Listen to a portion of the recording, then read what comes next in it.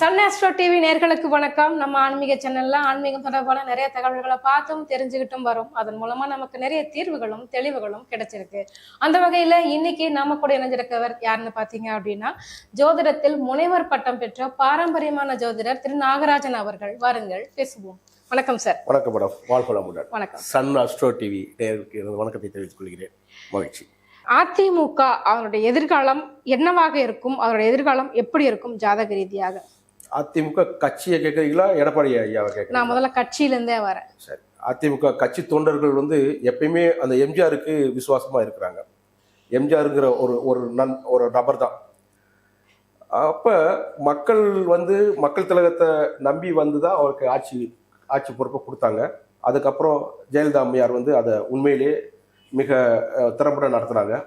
இப்போ இருக்கக்கூடிய ஆட்சியாளர், அதாவது கடந்த காலத்தில் ஆட்சியை ஆண்ட ஓபிஎஸ் காலத்தில் நல்லாவே இருந்துச்சு. இபிஎஸ் காலத்தில் நல்லா தான் இருந்துச்சு. அவர் ஆட்சியை கரெக்டாக கொண்டு போயிட்டாரு. 5 வருஷம் கொண்டு போய் நல்லா இது பண்ணாரு. பட் இப்போ இருக்கிற காலத்தில் கொஞ்சம் நல்ல நிலைமையில இல்லை. கட்சியை உடைஞ்சி ரொம்ப ரொம்ப ஒரு சாதாரண நிலைக்கு கொண்டு போயிட்டாங்க. அப்படிங்கிறது தான் ஒரு வருத்தக்குரிய செய்தியா இருக்கு. கண்டிப்பாக சார். சார், அதே மாதிரி பாத்தீங்க அப்படின்னா இப்ப இருக்கிற சூழ்நிலையில இபிஎஸ் ஐயா அவர்களுடைய ஜாதகம் என்ன சொல்லுது? அவருக்கான ஆட்சி வாய்ப்புகள் இருக்கா? இபிஎஸ் ஜாதகத்துல இப்ப நடக்கிறது புதன் தசை நடக்குது. அது எப்படி சொல்றதுன்னா, இந்த காலபுருஷனுக்கு தத்துவம்னு சொல்லுவாங்க. ராசியில 3ஆம் இடம் 6ஆம் இடம் சொல்லி அந்த 2 பாவம் கழிச்சு அதை காலபுருஷனுக்கு அந்த இது பண்ணும்போது பார்த்தீங்கன்னா தேவையில்லாத வம்பு வழக்கு கோர்ட்டு கேஸ் எல்லாத்தையும் இவங்க மீட் பண்ண வேண்டியிருக்கு. இந்த சூழல்ல இது கிட்டத்தட்ட 2021 2038 வரைக்கும் இருக்கு. அப்போ 2021 இது கொஞ்சம் தேயக்கூடிய நிலைமையில இருக்கு. அப்போ 2021 அதுக்கு முன்னாடியே ஆட்சியை பிடிச்சதுனால அவங்க அந்த 5 வருஷத்தை ஓட்டிட்டாங்க. இப்போ 2026 அவரால் ஆட்சியை பிடிக்க முடியல. எனக்கு தெரிஞ்சு 2038 வரைக்கும் இவர் முதலமைச்சர் வேட்பாளராக இருந்தால் கொஞ்சம் ஆட்சியை பிடிக்கிறது ரொம்ப கஷ்டம் அப்படிங்கிற மாதிரியான ஒரு சூழல் தான் இருக்கு. புதன் தசை முடிகிற வரைக்குமே அப்படி இருக்கு. ஒருவேளை சில சமயம் சில யாகம் இந்த மாதிரி பூஜை புனஸ்காரம் இதெல்லாம் செய்யறதெல்லாம் இருக்கு. அதாவது கிரகங்களே சில விஷயத்துக்கு கட்டுப்பட்டதாக இருக்கு. இந்த பஞ்சபூதத்துக்கு கட்டுப்பட்டது தான். ஸோ அந்த மாதிரி ஏதாவது ஒரு நல்ல ஒரு விஷயத்தை செய்தால் மேபி இவங்க திரும்ப வர்றதுக்கு வாய்ப்பு உண்டுன்னு சொல்லலாம். பட் அதுக்கு முக்கியமா நம்ம கட்சி ஆட்களை ஒருங்கிணைச்சு போகக்கூடிய சூழல் வரணும். ஜாதகத்தில் இவருக்கு அதேமாதிரி 2ல் கேது இருக்கிறதுனால அந்த ஒருங்கிணைச்சு போகக்கூடிய தன்மை கொஞ்சம் கம்மியாக இருக்கு. இல்லாட்டி வர்றவங்களே அப்படி போயிடுறாங்க. அப்படி இவர் ஜாதகம் எப்படி அப்படி அமைப்புல வந்துடுறாங்க. எல்லாருமே தலைவர் ஆகணும்னு ஆசைப்படுறாங்க. அதனால தான் பிரச்சனையா இருக்கு. ஒரு தலைமை இருக்கு, அதை அவங்கள மதிச்சு போனாங்கன்னா இவங்க ஜெயிக்கிறதுக்கு வாய்ப்பு. கன்னி ராசின்னு எடுத்துக்கிட்டோம்னா புதன் உச்சமடையக்கூடிய இதுதானே சார்? அது ஆட்சி வீடாகவும் இருக்கு இல்லைங்க சார்? அப்படி இருக்கக்கூடிய ஒரு சூழ்நிலையில புதன் தசை அவருக்கு நல்லது தானே செய்யணும் சார்? புதன் தசை நல்லதுதான் செய்யணும். ஆனா இவர் எப்படி சொல்றது, அது காலபுருஷனுக்கு 6 இருக்கு. இன்னொன்னு, இந்த புதன் டாக்குமெண்ட்ஸ் சொல்லுவாங்க. டாக்குமெண்ட் கையெழுத்து போடுறது இதெல்லாம் இவர் ரொம்ப இடத்துல போட்டு கொடுத்த கையெழுத்து இப்ப இவருக்கு பிரச்சனை. அதுதான் இப்ப இவங்க நீங்க நம்மளுக்கு தெரியாதெல்லாம் இல்ல. ஒரு எம்எல்ஏ தேர்ந்தெடுக்கும் போது அவங்ககிட்ட பல விதிகள் போட்டு நீங்க இப்படித்தான் இருக்கணும் அப்படித்தான் இருக்கும்னு சொல்றாங்க. பட் இப்ப பாருங்களேன், இவங்க கிட்ட ஜெயிச்சவங்க வேறத்துக்கு போயிட்டாங்க, ராஜினாமாவும் பண்ணிட்டாங்க. ஸோ அப்ப அங்க டாக்குமெண்ட்ஸ்ல பிரச்சனை வருது. இவங்க போட்ட அக்ரிமெண்ட் சரியான அக்ரிமெண்ட் இல்லையோ அப்படிங்கிற மாதிரி எனக்கு தோணுது. ஏன்னா தலைவர்கள் கண்டிப்பா இது எல்லா இடத்துலையும் நடக்கிறது தான். நம்ம கட்சியில ஜெயிச்சா இந்த மாதிரிலாம் ரூல்ஸ் இருக்கு, இப்படிதான் இருக்கணும்னு சொல்லி சீட்டு கொடுக்க முன்னாடியே போடுறாங்க. பட் இப்போ வந்ததுக்கு அப்புறம் அவங்க எல்லாம் மாறிக்கிட்டாங்க. ஸோ இவருக்கு புதன்னாலே கையெழுத்து போடுறதுல பிரச்சனை இருக்குன்னு அர்த்தம். அப்ப இந்த போட்ட டாக்குமெண்ட்ஸ் நல்லா இல்லை, சரியா இல்லை, இல்லாட்டி ஸ்ட்ராங்கா இல்லை அப்படிங்கிறது இங்க உண்மை. Okay sir. அதே மாதிரி பாத்தீங்க அப்படின்னா திரு எடப்பாடி பழனிசாமி ஐயா அவர்களுடைய ஜாதகத்துல இருக்கக்கூடிய ராஜ யோகங்கள், ராஜ கிரகங்கள் என்ன மாதிரியான வேலைகள் செய்யுது சார்? என்ன கிரகங்கள் இருக்கு அப்படி? இவர் ஜாதகத்துல சனி உச்சம். சனி உச்சம் 6ஆம் இடத்துல உச்சம். நம்ம ஏற்கனவே சொல்லியிருக்கோம் 3, 6, 11 சனி நல்லது செய்வார். அதனால தான் இவர் முதலமைச்சர் ஆயிருக்கிறார். ஒண்ணு பொதுஜன தொடர்புனால. லக்னத்துல இவருக்கு குரு இருக்கிறார், லக்ன குரு. அப்போ லக்ன குரு நான் சொன்ன மாதிரி அந்த குரு 1, 4, 7, 10, 1, 5, 9 அப்புறம் ஆட்சி உச்சமெல்லாம் இருந்தால் நல்லா பலன் தருவார். ஆண் ஜாதகத்தில் சொல்லியிருப்பார். இவர் ஜாதகத்தில் லக்னத்துல குரு இருக்கிறாரு. அதுவும் அவருக்கு சிறப்பு தருது. ஏன்னா இன்னொரு விஷயம் இருக்கு, இவருக்கு ஒரு ஸ்பெஷல் ஐட்டம் இருக்கு. என்னன்னா, ராகு தனுசு ராகுன்னு சொல்லுவோம். அது பேர் கோதண்ட ராகுன்னு சொல்லுவோம். இந்த தனுசு ராகு யாருக்கெல்லாம் இருக்குன்னா, இப்போ நம்ம ராமர் ஜாதகத்தில் தனுசு ராகு தான். அவர் பாருங்க, ஆட்சியை இழந்தாரு, காட்டுக்கு போனாரு, மனைவியை இழந்தாரு, இப்படி எல்லாமே இழந்துட்டு திரும்ப எல்லாத்தையும் மீட்டுட்டு வந்தார். அதாவது இழந்ததை மீட்கக்கூடிய யோகம் இந்த ராகுக்கு உண்டு, கோதண்ட ராகுக்கு உண்டு. எனக்கு விவரம் தெரிஞ்சு இப்ப ஆட்சியை இவர் இழந்திருக்காரு, இதை மீட்கணும் அப்படின்னா நான் ஒரு சின்ன ஐடியா சொல்லுவேன். சில இடங்கள்ல இந்த அர்ஜுனன் தன்னோட வில்லு அம்பு இதெல்லாம் ஒரு இடத்துல தொலைச்சிட்டாரு.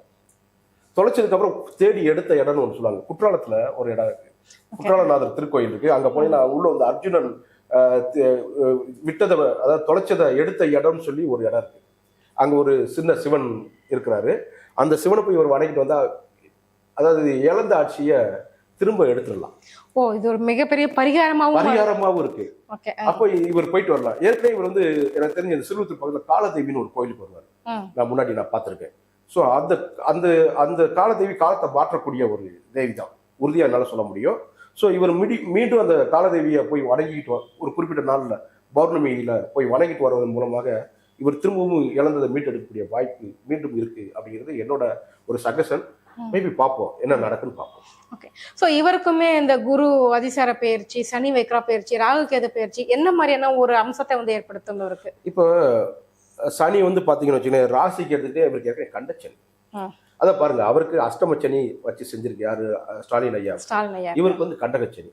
அப்பதான் ரொம்ப கஷ்டம். அதான் கண்டம்னா the name is the meaning. கண்டம்னா எல்லாமே இருக்கும். மரணம், மரணத்துக்கு ஒப்பான கண்டம்னு சொல்லுவாங்க சில சமயம் சொல்லும்போது. இப்போ அவரு அதாவது ரெட்ரோகிரேட், அதாவது வக்ர பயிற்சி ஆயிருக்கிறார் யாரு, சனி. இந்த சனி வக்ர பயிற்சிக்கிறது வந்து தன் சக்தியை திரும்ப உள் திருப்புறான்னு அர்த்தம். அப்போ இப்போ உள்ள காலம், இப்போ இந்த வக்ர பயிற்சியில இருக்கக்கூடிய ஒரு 3-4 மாச காலம் இருக்கு இல்லையா, இது இவருக்கு ஃபேவரான காலம். யாரு, எடப்பாடி ஐயாவுக்கு சரியான ஃபேவரான காலம். இந்த காலத்துல மேபி நார்த்ல போய் பெரிய தலைவர்களை சந்திச்சு சரியான அறிவுரை கேட்பதன் மூலமாக இவர் கட்சியை மீட்டெடுக்கக்கூடிய பல வாய்ப்பு இவருக்கு இருக்கு. இந்த 4 மாசத்துல இவர் மீட்டெடுத்துட்டாருன்னா மீட்டெடுத்துடலாம். அந்த இருக்கக்கூடிய எம்எல்ஏ மற்ற விஷயத்த பூரா பேசி சரி பண்ணிட்டாருன்னா சரி பண்ணிக்கி இவர் கட்சி திரும்பவும் வளரும். இந்த 4 மாசத்தை விட்டாருன்னா கஷ்டம். இந்த 4 மாசம் ரொம்ப பொன்னான காலம். இவர் இதை சரியா பயன்படுத்தணும். நீங்க அவரோட மூத்த தலைவர்கள், அதாவது நார்த் இந்தியாவில் யாரு, அவங்க மூலமாக அதை மீட்டெடுக்கலாம். சார், அதே மாதிரி இப்ப கண்டச்சனி சொன்னீங்க. கண்டச்சனினா என்ன? அது ஒருத்தருக்கு வந்துட்டு கண்டகச்சனி ஏற்பட்டுச்சு அப்படின்னா ஒரு தனி மனிதனுடைய வாழ்க்கையில என்னென்ன மாதிரியான மாற்றத்தை ஏற்படுத்தும்? எங்களுக்கு கண்டச்சனி பத்தி கொஞ்சம் தெளிவான விளக்கங்கள் சொல்லுங்க. அது 7ஆம் இடத்துல இருக்கு கண்டம். இந்த இந்த இதுல கழுத்துல கண்டம் அப்படிமா, அந்த விஷம் அப்படிமா சொல்லுவாங்க. இதுவும் ஒரு கண்டம் தான். அதான் நான் சொல்றேன், கண்டம் அதான் the name in it's have the meaning. அதுக்கு மரணம் அப்படி, கண்டம்னா மரணம்னு சொல்லுவோம். இல்லாட்டி மரணத்துக்கு ஒப்பான கண்டம் சொல்லுவோம். எனக்கு மரணம் ஏற்படுன்னா ஒரு ஆக்சிடென்ட் நடக்குது, திடீர்னு ஆக்சிடென்ட் நடக்கும், என்ன நடக்குதே தெரியாது, மயங்கி விடுங்க, அப்புறம் ஹோமால இருக்கும், திரும்பி வந்துடும். இது மாதிரி எனக்கு ஆக்சிடென்டே நடக்கல சார், நான் நல்லா தான் இருக்கேன் சார் அப்படின்னா, நீ யாரு மேல அதிக அன்பு வச்சிருக்கியோ அவங்க நீ இழக்க வேண்டிய சொல்லணும். அது நம்மளுக்கு ஒரு கண்டம் தான். அவங்க இல்லாம நம்ம வாழ்க்கையவே கொண்டு போக முடியாது, சொல்ல முடியாது. இந்த அன்பானவர்களை இழக்கிறதும் அதுதான். சரி, அதை விடுங்க. ஒருவேளை அப்படி இல்லை, எனக்கு ரொம்ப சொத்து சுகம் இருக்கு இல்லையா, திடீர்னு ஒட்டு மொத்தமா இழந்துடும். அப்போ அவன் திரும்ப ஜீரோல வந்து ஆரம்பிப்பா பாருங்க. இதுவும் கண்டச்சனி தான். ஸோ இந்த கண்டச்சனி இப்படிலாம் கொண்டு போகும். உயிருக்கும் கண்டத்தை ஏற்படுத்தும், பொருளுக்கு கண்டத்தை ஏற்படுத்தும், உறவுக்கு கண்டத்தை ஏற்படுத்தும். இப்படி ஏற்படுத்தி வரக்கூடிய இந்த கண்டச்சனியில நீங்க மீண்டும் வரணும். அப்போ இதுக்கு ஒரே வழி சனீஸ்வரன்கிட்ட சரணடைவது மட்டும்தான். ஸோ சனிக்கிழமை தோறும் நம்ம எள்ளு எண்ணெய் விளக்கு, அதாவது நல்லெண்ணெய் விளக்கு நீங்க போட்டு, கருப்பு நல்லெண்ணெய் விளக்கு போட்டு வருவதன் மூலமாக சனீஸ்வரன் வந்து நீங்க தப்பிச்சுக்கலாம். Okay sir. ஸோ இதுதான் கண்டச்சனியோட விஷயம். அதே மாதிரி சார், இந்த கண்டகச்சனி வந்துச்சு அப்படின்னா பாத்தீங்க அப்படின்னா கணவன் மனைவியாக இருந்தாங்க அப்படின்னா மொத்தமா பிரிஞ்சிருவாங்க அப்படின்னு சொல்றாங்க. இது எந்த அளவுக்கு உண்மை சார்? ஆமா மேடம். என்ன காரணம், இது 7ஆம் இடத்துல வரக்கூடியது. 7ஆம் இடம்னா நம்மளோட பார்ட்னர், உறவினர், மனைவி, கணவன் அப்படின்னு சொல்லக்கூடியது. ஸோ அந்த இடத்துல வரக்கூடிய போது நமக்கும் ஒன்று உயிர் பயம் அந்த மாதிரி சொல்லியிருக்கேன், கண்டம் சொல்லியிருக்கேன். அவங்கள பொறுத்த முடிக்கும் அந்த இடம் நீங்க மனைவியாவோ கணவனாவோ நினைச்சுன்னா அவங்களுக்கு ஜென்மச்சனி மாதிரி. அதனால தான் அந்த கணவன் மனைவியை பாதிக்கும். அவரோட உடல் ஆரோக்கியத்தை பாதிக்கும், மனசை பாதிக்கும், அவங்களோட தொழில், வேலை, இது எல்லாத்தையும் பாதிக்கும். ஸோ கண்டச்சனி நம்மளை மட்டும் பாதிக்காது, நம்மளோட பார்ட்னரை முக்கியமாக பாதிக்கும். இதுதான் கதை. ஓகே சார், கண்டிப்பா. இபிஎஸ் ஐயா அவர்களுக்கு பாத்தீங்க அப்படின்னா இது ஒரு 4 மாசத்துக்கு கட்சியை மீட்டெடுக்கிறதுக்கான பொண்ணான வாய்ப்புகள் இருக்கு அப்படின்னு சொன்னீங்க. 38 வரைக்குமே அவர் கொஞ்சம் கஷ்டமான காலகட்டம்னு சொன்னீங்க. அப்படி இருக்கக்கூடிய சூழ்நிலையில அவருக்கு எதிர்க்கட்சியாக வருவதற்கான வாய்ப்புகளாவது ஏதாவது இருக்கா சார்? இல்ல இப்ப ஹானஸ்டா சொல்லலாம், இப்ப உள்ள சூழ்நிலையில எதிர்கட்சியா வர்றதுக்கு வாய்ப்பு கம்மி தான். இந்த 2026 வரைக்கும் அவங்க கட்சி எம்எல்ஏவே திரும்பி வந்தாலும் சேர்ந்தா கூட அந்த வாய்ப்பு இல்லவே இல்லை. ரைட்டுங்களா?